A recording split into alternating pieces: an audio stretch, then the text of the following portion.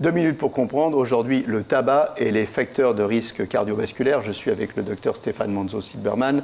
Vous êtes cardiologue et vous êtes porte-parole de la Société européenne de cardiologie. Le tabac et les risques cardiovasculaires, ce n'est pas une nouveauté. On sait que fumer, c'est pas bien. Fumer, ça tue. Voilà, ça tue. Ça tue et ça tue jeune. Ouais. Le tabac peut être imputé comme souvent le seul facteur de risque qui va conduire à la survenue d'un infarctus de manière prématurée.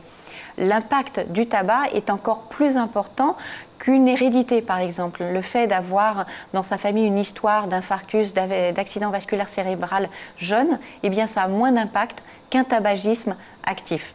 Donc il est très important de mener des campagnes d'information, de prévenir les débuts du tabagisme auprès des plus jeunes, auprès des enfants, des adolescents.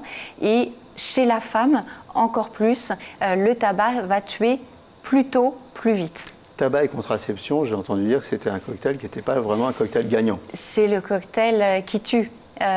Qui va augmenter le risque d'infarctus et qui va augmenter le risque d'embolie pulmonaire, ces deux maladies pouvant être mortelles.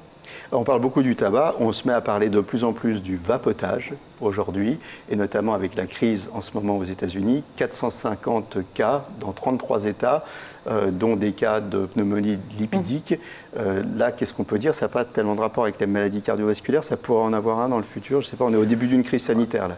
On est au début, comme vous dites tout à fait, on ne connaît pas encore, il faut attendre plusieurs années pour voir les conséquences à grande échelle de cette cigarette électronique et son retentissement cardiovasculaire. Jusqu'à présent, c'est moins pire que le tabac, mais c'est en cours de recherche. Dans le doute, il vaut peut-être mieux lever le pied et arrêter complètement.